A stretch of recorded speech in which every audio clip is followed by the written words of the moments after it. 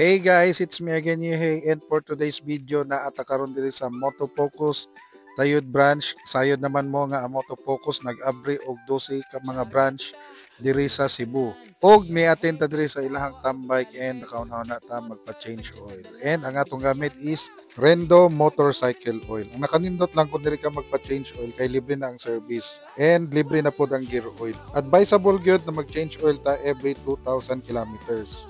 Ang uban every 1,500 kilometers, pero ako mas gipili na ko ang mag-change oil every 2,000 kilometers. So if you are on a budget and nangita kag quality nga oil, highly recommended yun na ko ang Rendo Motorcycle Oil na mapalit diri ra gyud sa Motofocus. So daghan ni sila branch, 12 ka buok diri sa Cebu. And ang usa sa nakanindot diri sa Motofocus kay ang ilahang mga empleyado kay mga rider friendly. So dali ra kay sila kasabot og mo recommend pa gyud sila kung naanay ilisanan sa imuhang motor sa manako nga nagtambag sila nga kinahanglan na ilisan nga ako ang drain plug. Og dili lang kana ang Motofocus kay naa diri tanang basic maintenance na kinahanglan nimo sa imong motor. Na sila'y mga ligid, batteries and oils and other motorcycle care products. Plus, nindot ang ambience sa ilahang mga shop with good music.